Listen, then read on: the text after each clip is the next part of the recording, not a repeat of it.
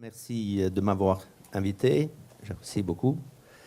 Le sujet de cette table ronde, comme je le comprends, il s'agit de la question comment trouver un équilibre entre solidarité d'un côté et efficacité de l'autre.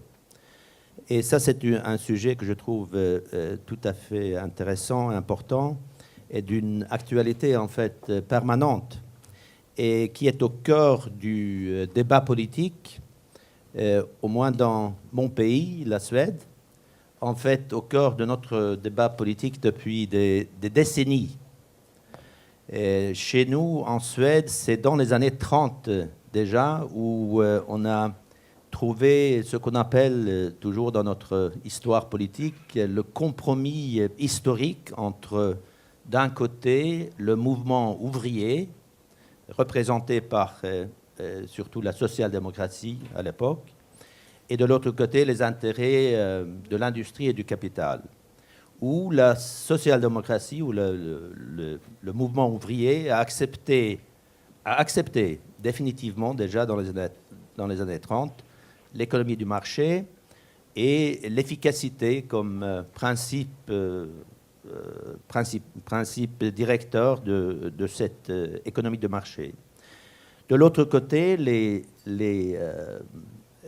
intérêts du capital et de l'industrie ont dû accepter que le pouvoir politique ait une ambition poussée pour redistribuer les fruits de ce marché, de cette efficacité, et aussi qu'on construise un système de protection sociale et de solidarité collective.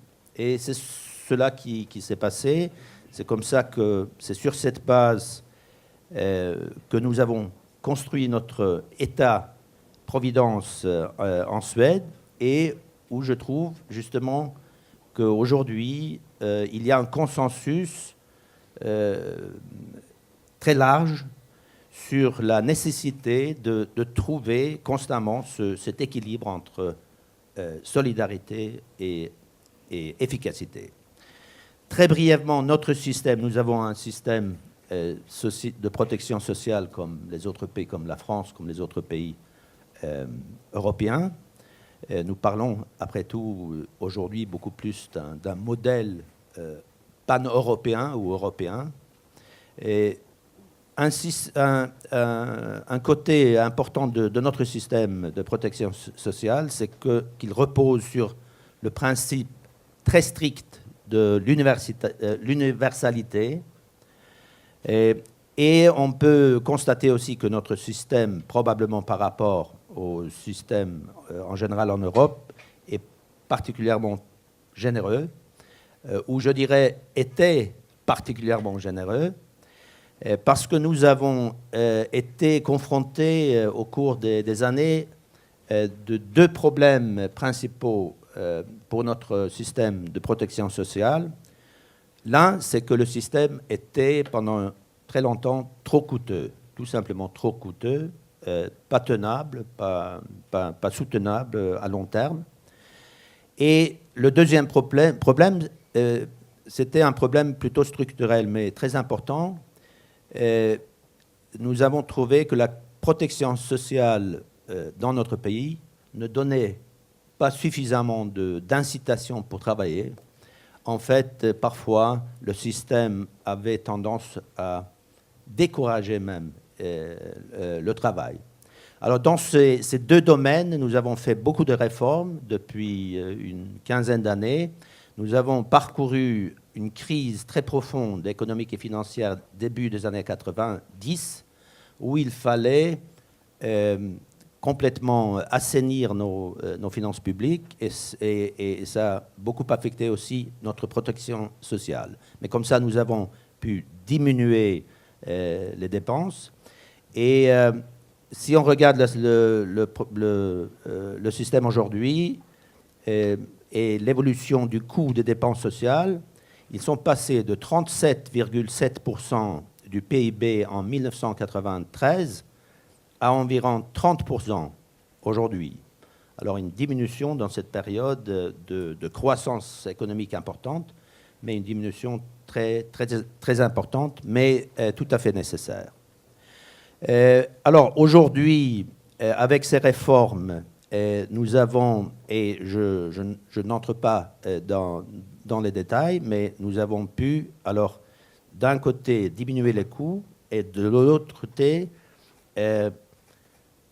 insérer beaucoup plus d'incitation dans le système pour le travail.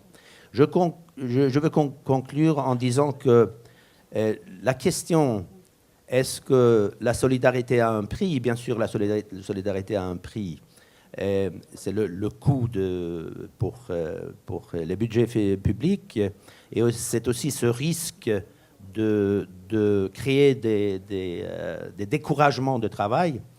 Mais notre conclusion principale, après beaucoup d'années, de décennies de mise en œuvre, c'est plutôt que la solidarité, certainement à long terme, peut plutôt favoriser l'efficacité et favoriser la croissance. C'est notre expérience principale. Pourquoi? Parce que, bien, quand nous avons introduit notre système, c'était pour des raisons plutôt idéologiques ou morales.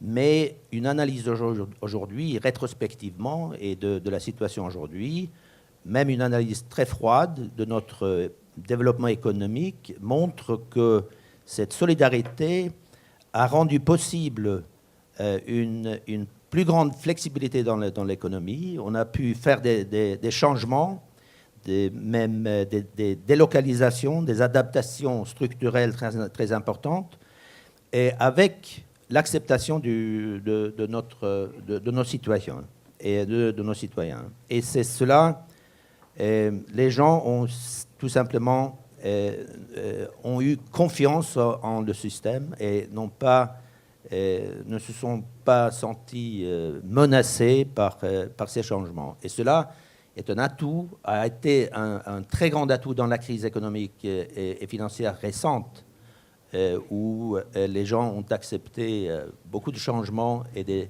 sacrifices. Merci. Merci, Monsieur l'ambassadeur.